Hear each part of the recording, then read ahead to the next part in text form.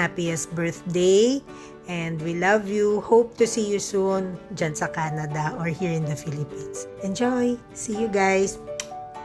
Si Edward, bagal, nakanto ako. Pupuntahan mo ng alas 3, lalabas alas 5 na ng umaga.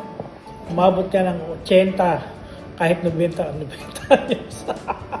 Edward, happy birthday. God continue to flourish and continuously guide you. I'm grateful for your life, for who you are, and I pray that the Lord will continue to use you. Welcome to the club of the 50 years old. Start ulit ng panibagong buhay. May you enjoy your day and enjoy God's blessing. Can't imagine that you and Janice have 3 kids because you're older now, a year older. Stay healthy, eat healthy, work out. Happy birthday! Happy birthday to Edward! We love you!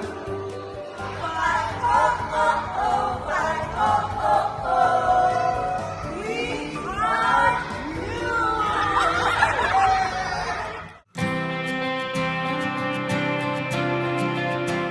Si Edward. Naku, fashionista yan.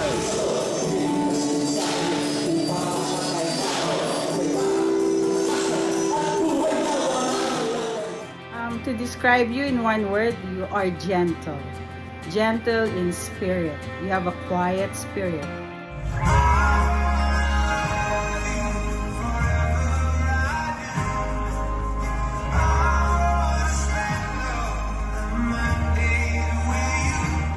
Man with a few words, he has a gentle heart. You're a humble leader. You're just quiet and humble, but you are a great leader, Edward. Unstoppable, always moving forward. Gentleness. I think that is who everyone knows who you are. Committed. Committed? Committed. Oo nga pala, committed. Committed, man of God, servant of God, and family man. Faithful. Happy birthday, Brother Edward. Your faithfulness is such a beautiful reflection of God's eternal love and grace. Excellent worshiper. D, devoted husband.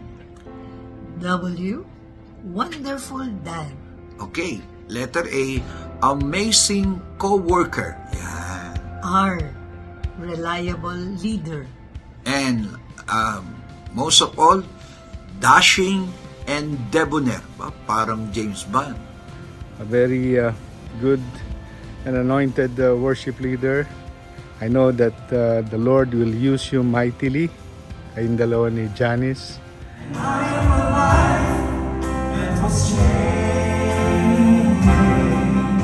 Yung pagiging passionate niya.